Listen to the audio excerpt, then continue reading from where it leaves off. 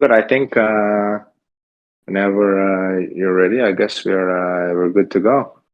All right. By the way, before we begin, if you don't mind, just quickly, I want to say thank you to everyone for tuning in to this week's AMA/Castle tour. We're doing something a little bit different. We've been doing this, having this in the works with Roger, aka Booknerd, for a while now.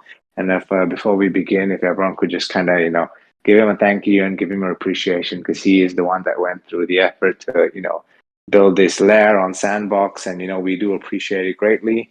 And on that note, I think we can begin. Thank you very much, Roger. No problem. Thanks for having me. So sorry for all of the missed previous appointments. While I'm doing this, I've got general layered chat open. Feel free to message me there. Once I start playing, it is a pain in the ass to move in and out of the game, so I'm just going to stick to the game. For any reason you can't see it, let me know. I started this project December of 2021. We were still in a hype cycle then, so I had big plans. It's got a game about 70% already built in the basement, which we'll show you here in a little bit. We're just waiting for season 4 rules to come out. And then we're going to go ahead and do a game. Not that votes or anything count. I'm just saying. All right. So and you'll have to excuse me on the controls too. All right. You can start to see some, nope, that's not what I want to do. W, there we go. Now I'm running around. So this is the great entryway. There are, I think, 396 sneaky vampires, bats throughout the castle. I've bought more since then, but I haven't updated anything yet because we're waiting for season 4 to come out. Okay, zoom back in. There we go. All right, let's start by going into the gallery.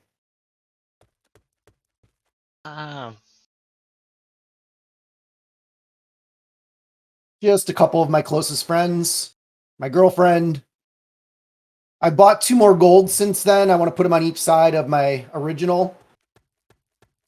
There is a secret passage in this room, and oddly enough, I can't find it. So I emailed the developers beforehand, and they haven't responded back to me yet. But there's a secret passage in the library that we can use.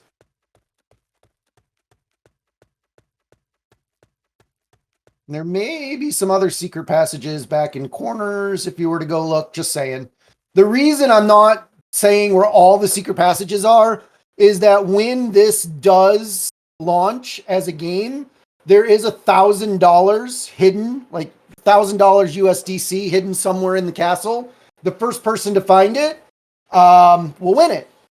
So that'll be pretty cool. Ooh, like a treasure hunt. Like a treasure hunt, yeah. Someone might be paying close attention during this stream.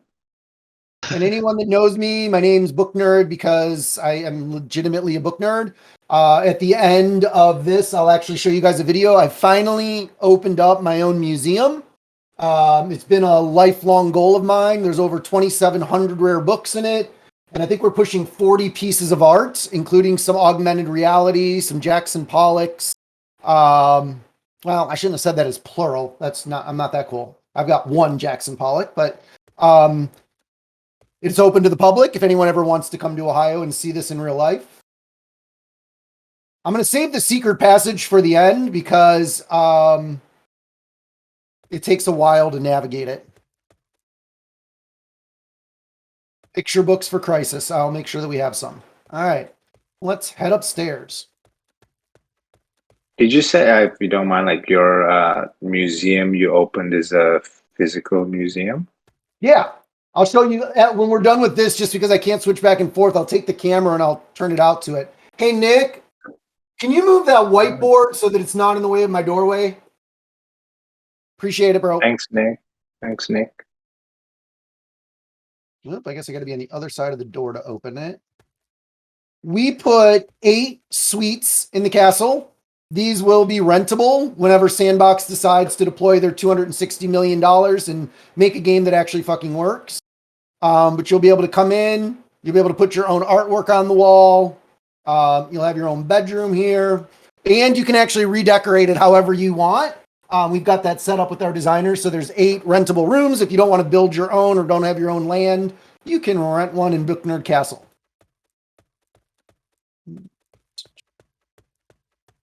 Where am I going?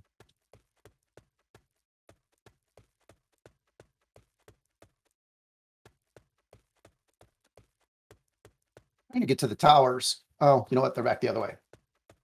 All right. Let's go into the Great Hall where we can have parties.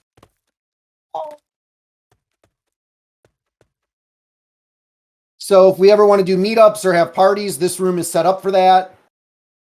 There's not a lot of stuff on the floor. Put a DJ over there. We can dance. We can try to kill each other. That's my, wait, hold on. Here's my dance. That's called the white guy. I'm sure some of you know that. There it is. All right. He's an expert on that, but he can't move nearly as much as that, unfortunately. Now let's go to my suite.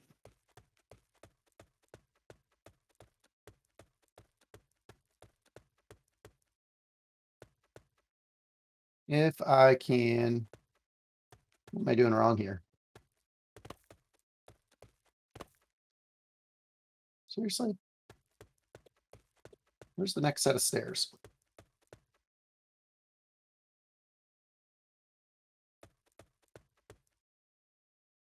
Well, this is embarrassing. I don't even know how to get to my own room. Okay, let's go downstairs to where the game's going to be. So you guys will have an advantage because I'm going to show you the first secret passageway.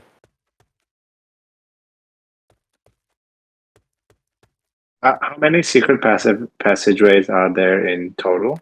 You know 4. a specific number? 4, nice.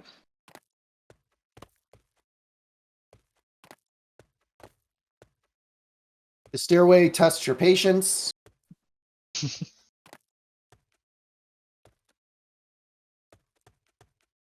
Oh, Fred, you wouldn't be able to fit in that. Lucky Come it's on a now. video game. All right. Now, you can already see some vampires waiting to eat you. I don't think we can kill these ones. No, we actually have my room programmed for fighting. As you walk around here, there are little clues and things hidden around that I'm not going to tell you or show you. You're ultimately trying to first find a key. That key will open. And you've got to get there without getting killed or getting stuck. E. That key will open this gate, which you can't open without the key. And then you'll go into the second part of the game downstairs into the real dungeon. And then you'll come to a safe if you can find it through another secret passage. And then you'll need to know the password. And the password is hidden somewhere on this floor. And inside that safe is $1,000 USD. See, just spit coffee on myself. So how does like all this game work? Is that when season 4 comes out? Yes. So we haven't built all of the game mechanics because there's certain rules. And one of the biggest problems with Sandbox out of the 484,000 problems that they have is that you have to make a decision. It's either a single player quest or you can have a place that people can mutually hang out. So unless they change that in season 4, what I'll do is I'll buy a separate piece of land and we'll just use the dungeon on that piece of land so that when you go through the secret passage, instead of staying on this plot, you'll actually be transported to a different plot in order to play the game. And then you have to decide between single player and then battle royale style games. So everyone's anxiously waiting for season 4. I think Sandbox is waiting a little bit for a better market so that we can make some decisions on how we're going to play. Awesome.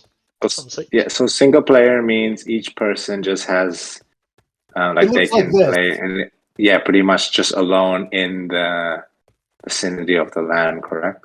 Yes. Okay, great. Give me 1 minute. I want to try to remember how to get to my own room. Just because then we can go kill shit.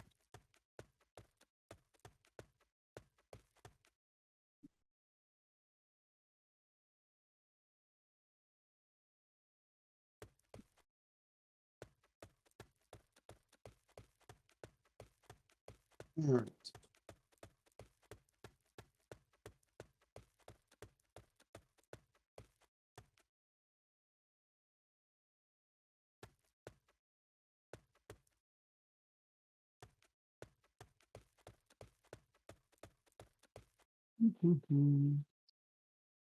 So this is the main hall. Yeah, this is the entryway. So if we go up right here, we're technically on the outside of the castle. And when you join the land, you begin right here, right outside the castle. Yes. I see. It's very nice. Give me Grand. one last second.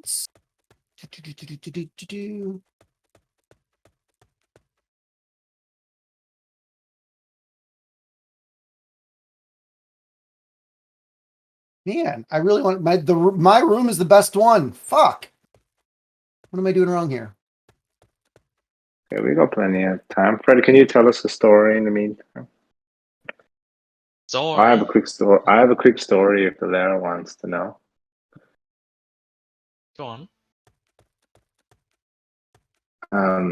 It's a story of how my great friend. So I had a Oh. bunch of friends once. Here we go. They were planning a holiday. Oh, okay, we got there. I'll tell the story after that. Come back here, you little bastard. They don't fight you yet. So is there like an option to like select your weapon or stuff like that when season 4 Yeah, comes there's a up? whole inventory function that can be built on. Again, the big thing with Sandbox is it's really dead motherfucker. Then prizes can come up when you kill them. One thing that everybody's waiting for is the point system for battles so that we can do leaderboards.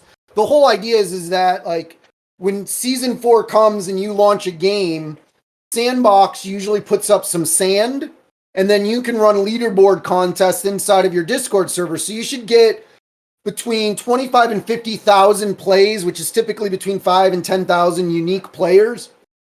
They play, they get their score, they screenshot it, they drop it in. We're hoping that Sandbox actually has a built-in leaderboard next time, or with the next update.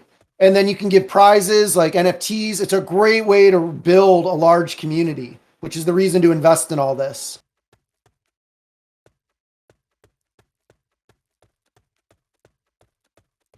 You can also have parties up here. Just make sure to use coasters and don't leave any rings on anything when you're drinking. I've seen you fuckers in New York. You're messy.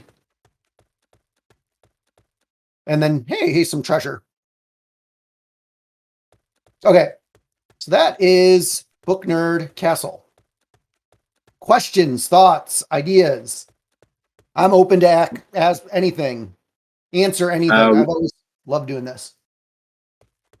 We We should like turn can, on the mics, maybe. yeah, we can open up the mics for like people who wanna, because this Discord voice limits it to 25 anyway, so it's not going to be too chaotic.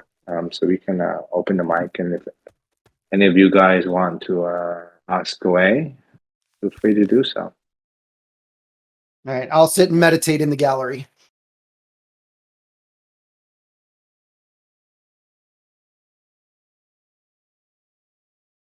Why not show the tour on Twitch? That is that takes a lot of setting up, unfortunately, but everything is recorded according to Ryan. Fred, can you just open up and prompt some people? I Thank thought you. I did.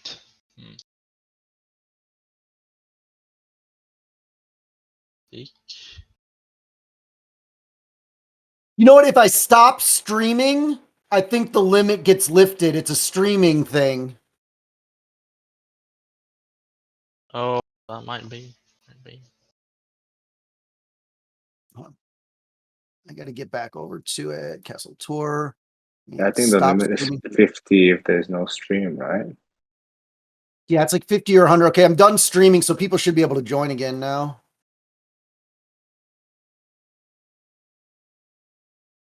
All right.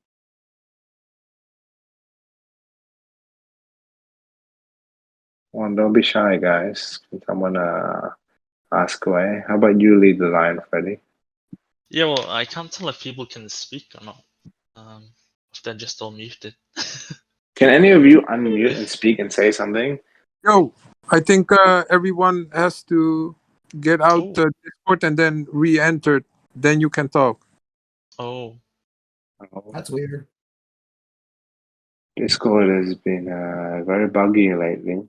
I have a question for Booknerd or the team. So the vamps on the walls, are that only vamps of you, Booknerd, or are there going to be vamps of other holders too? The ultimate goal was the reason that we built those 8 other rooms was to rent them out so people can put their displays on if they don't want to go through the whole process of building out their own stuff. But God knows when that's going to happen. What's up? Maybe. Yeah, Sandbox historically has been a little bit slow with certain things. A In little our bit? personal in our personal experience, from the beginning, we were actually working quite closely with Sandbox, but there was quite a large communication barrier, I think, and it was just very difficult to get things going because we were, premier partners with Sandbox from the start, and we had our land and everything, but it was just a really difficult process to kind of get the ball going with them. But I do hope that the season 4 does come out Commerce Bank. sooner. My name's Luke. Can I assist you?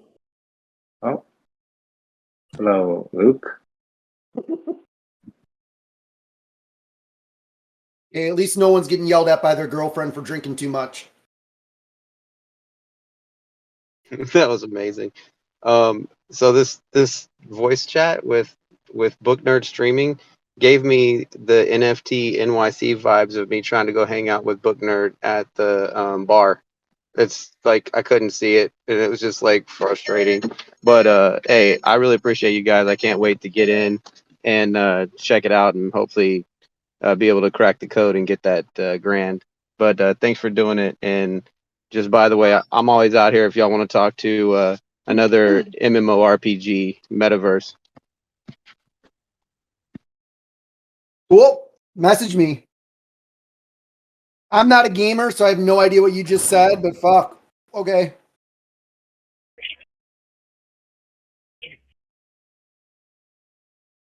Yeah, so who was that was just speaking? I can't recognize the name. But I hear you were driving, my friend. So Oh, please, it was Pop Pop. It was Pop Pop, yeah. brother. How you doing? Yeah, your man was driving. I'm doing good, thank you. Yeah, you're driving, bro. So just be safe, Hey,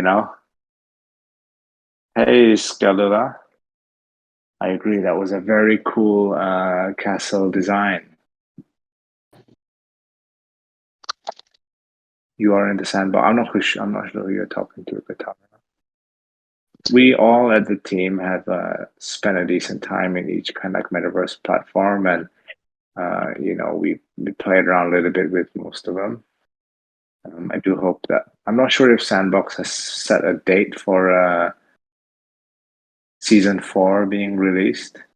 They have not. I used to bother my developers once a week asking if they've heard anything because they're one of the top Sandbox developers, so they've got a great relationship, and they've been silent on it. I really think it has something to do with market conditions more than anything else. Yeah, I would assume that would be the same thing, right? Because that's probably their biggest push going forward. I don't think they want to release it in a time like now. Ed Wolf asks, will there be anything outside the castle, like spooky woods, cemeteries, or things like that? Or you already answered that. Yeah, we started working on the design of a cemetery game as well. They would require more land. Like that is every square pixel of that single piece of land being used from top to bottom.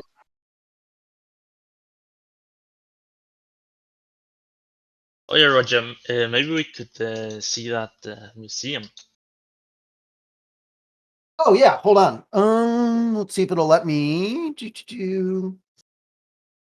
Castle tour. I need to. Video chat isn't available for more than 25 users. Mother bitch.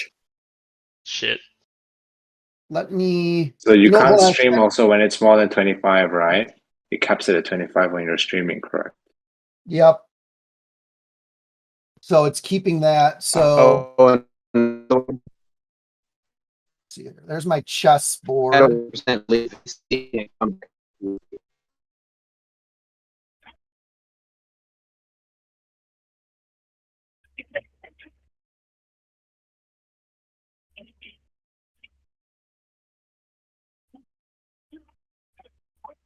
I posted Yeah, some. we can do that, some later. Katara. Yeah, we can do that, Katara. You can, you guys can send some questions here, and then I can read them out loud to Roger.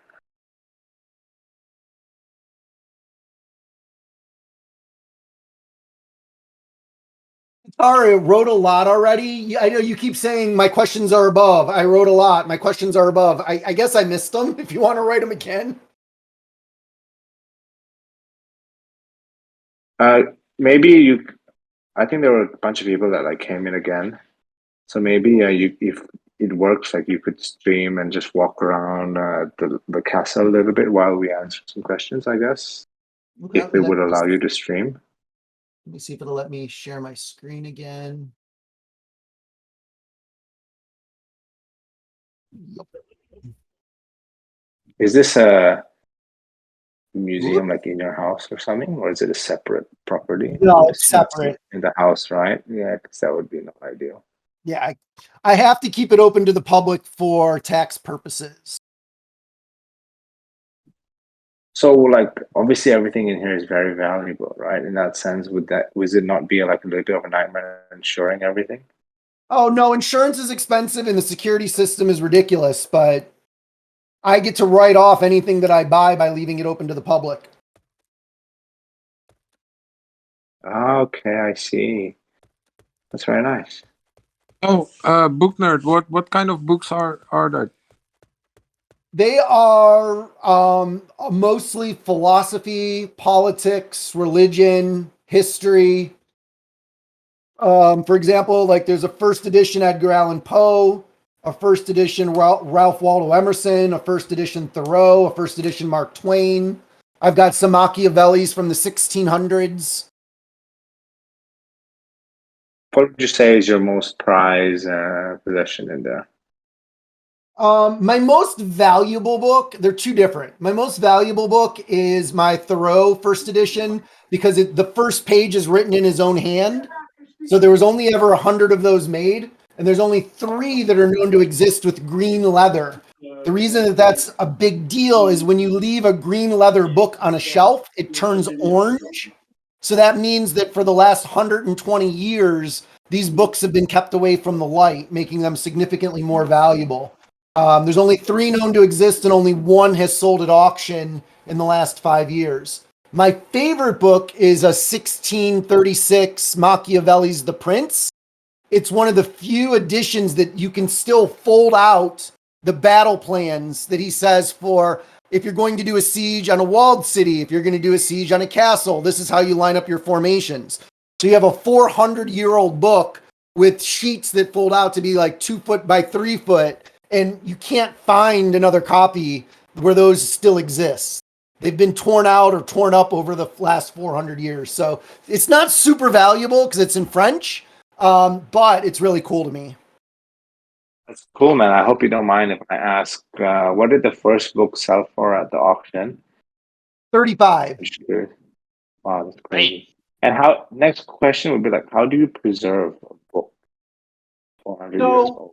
When I had them at home, they had their own room. It was airtight sealed. It had its own ventilation and humidity system. This office has its own airflow, but it doesn't have humidity control yet. I've got a couple months, being that I'm in Ohio, before I need to worry about that. I just finished the security system, and then we'll work on humidity control. But right now, the humidity in here is 16%. I've got little things all over the place that tell me what the high and low humidity is. As long as it doesn't go above 40%, I'm okay. So by the time it gets to be about June in Ohio, I'll have to have a system in place. So that must be quite stressful, right? Like, It's like a child. If you love it, you'll take care of it. it's a great analogy. Except the books can't speak back to you, right? Yeah, no.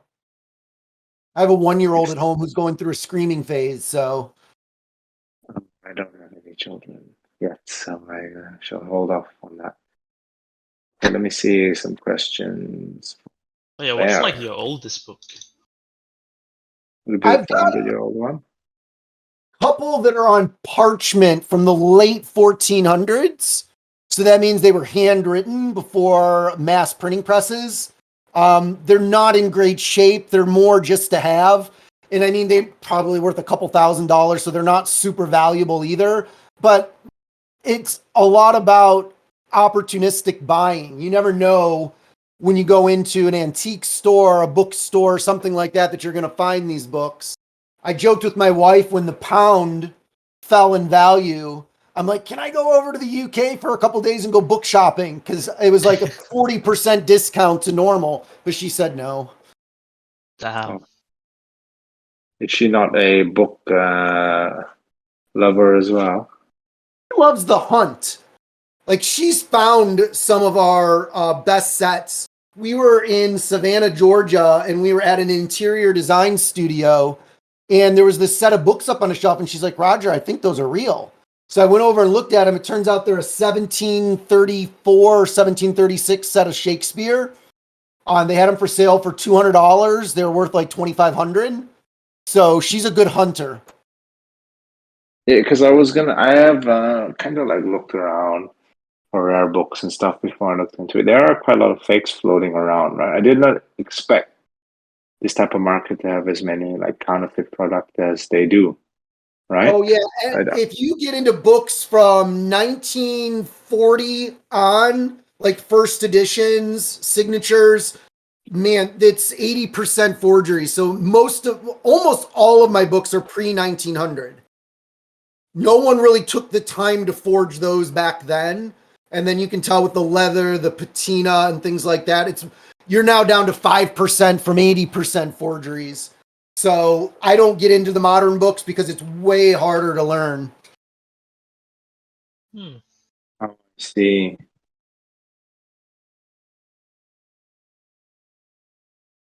You know what? There might be under Very 25 interesting. people now.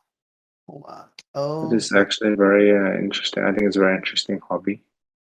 How many like books Overall, do you read then, Roger? what's that? How many you said how many books do books do you you read? read on average? Yeah, I almost read one a week. But still like at this day, like even until now, one a week. yeah, I've always been like that. The thing is that like I can see I have 1, 2, 3, 6, 7, 8 books that I'm reading right now. So I'll read a couple chapters. I'll process whatever I read. So I don't like sit down and read a book. I might have 8 going, and then every week one of them will get knocked out. I think so far this year I've read Dopamine Nation. What was this one? No, that one was earlier. The Four Agreements and The Second Mountain. Those are the 3 books I finished so far this year. It's the 11th, so I am going to Colorado tomorrow to do shrooms in the mountains for 4 days. So I was reading some stuff to help me process out some things. What kind of stuff would you read to?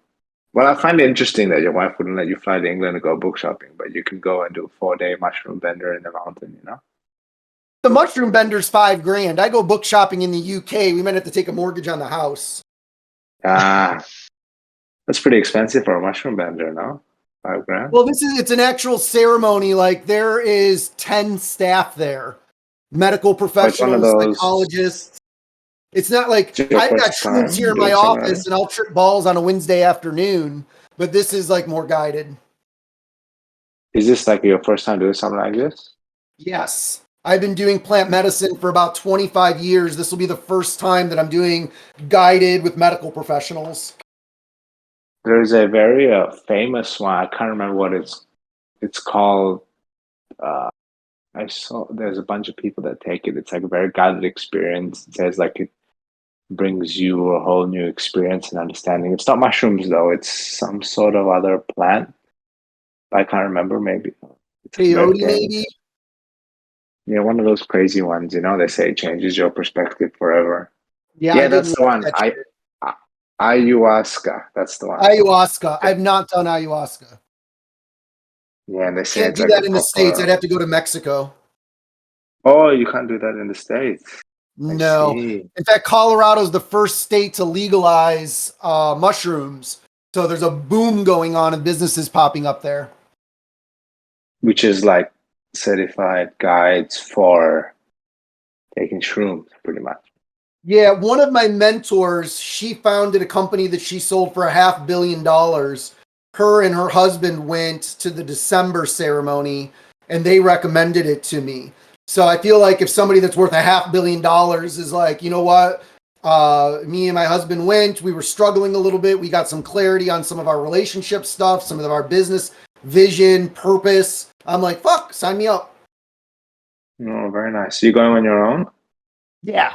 My wife is a straight edge attorney who's never even smoked weed. So this is just not her thing. Oh, straight ed. Oh, that's interesting. Does it has it ever like affected her that you enjoy doing these kind of experiences? Nope, I just don't do them around her. And I don't do them often. Oh, that's fair enough. Oh, she's an attorney. I came from a lawyer background also.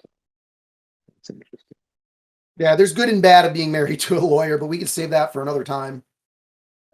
Yeah, I mean, my girlfriend studied law. My brother studied law. My parents are lawyers as well. So it's, me and my brother are the only ones that didn't take the high road.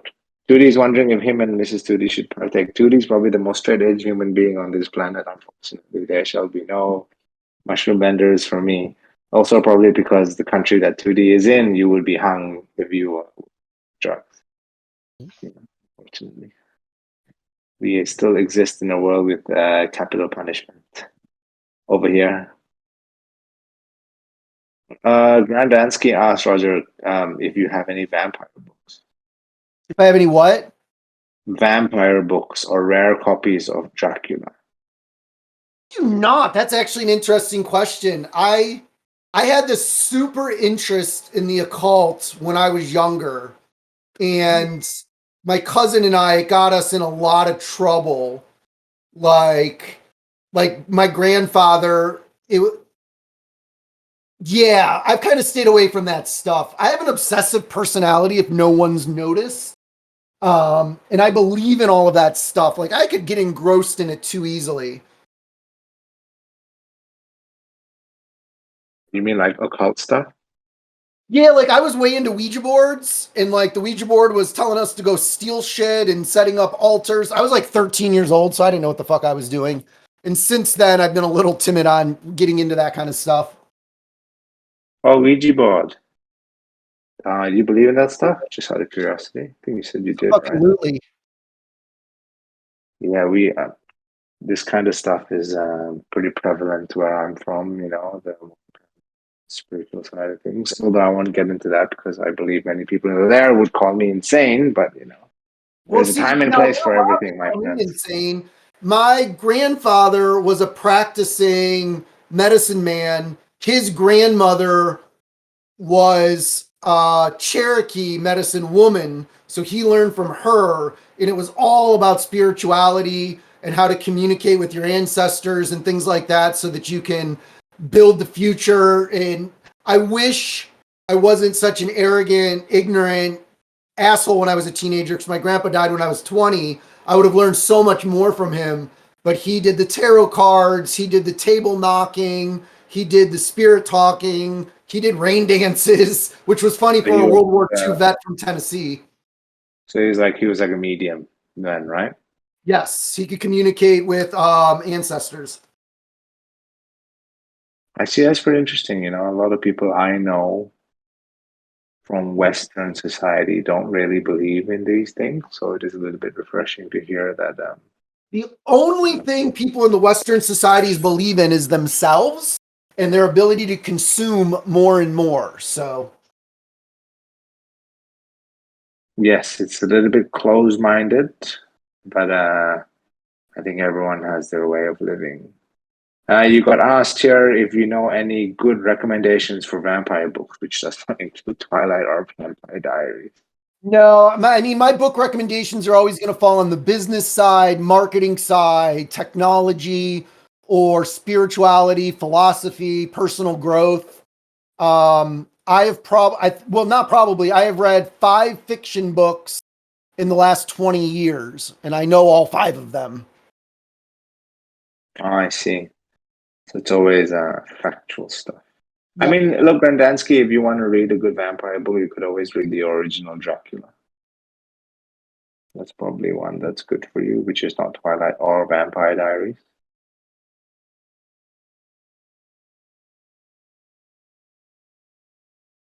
You got asked, what did you think of the 4 agreements? Am I completely uncultured because I have no idea what this is?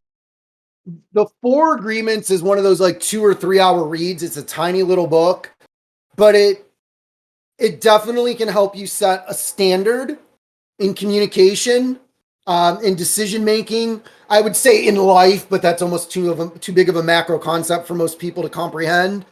By living through those 4 agreements, you actually can simplify your life pretty substantially.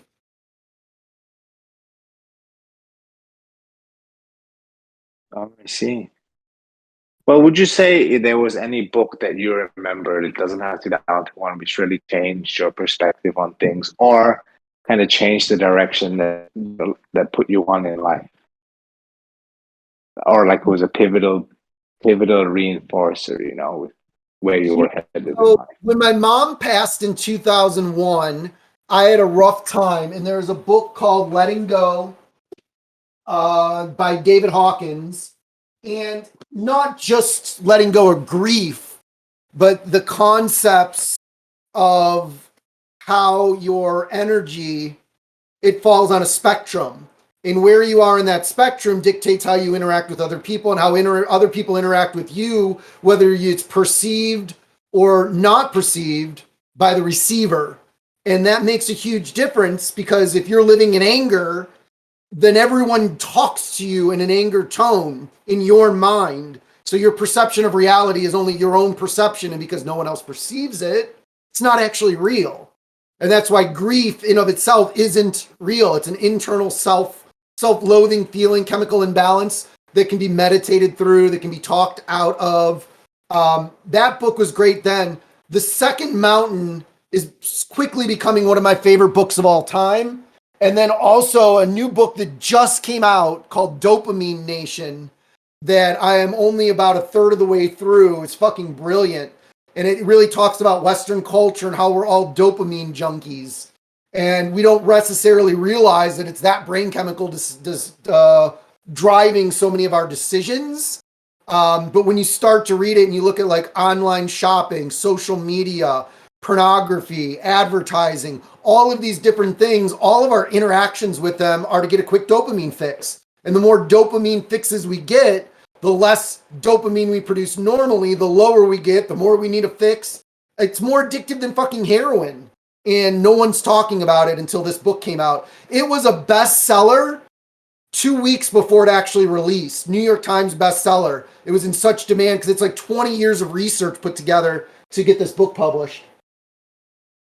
Yeah, because I have been reading about that quite a lot, right? It's like that you can go on your phone in bed or something, or you can just wake up and then you can lie in bed and scroll on your phone for Instagram or something, or TikTok for like an hour or 2 hours without moving, right? And you can get such like a big dopamine hit just from like where you are in bed without actually like getting up and doing anything productive in life to get the same dopamine hit.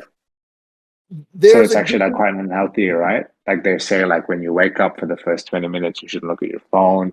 You should get some sunlight. You should, like move around a little bit, because people kind of get trapped. Yeah, trapped in like in this dopamine cycle, right? And it's not healthy because it's creates a lot of chemical imbalance in the body, if I'm not wrong.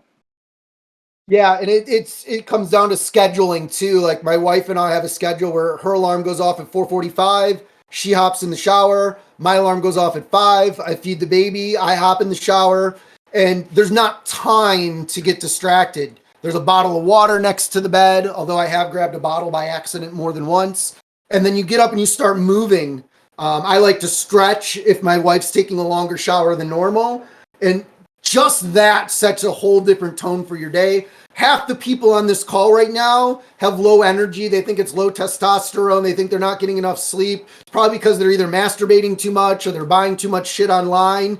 And they've got their dopamine cycles all fucked up. And they need to just chill, rebalance, and that their energy is actually inside of them. It's just being spent in other ways. What do you think about someone who like eats too much? Is that a bad way to get your dopamine hit? Because I know this guy who says no, he's not skinny, not at all, and he says like he only eats one meal a day, but I suspect otherwise.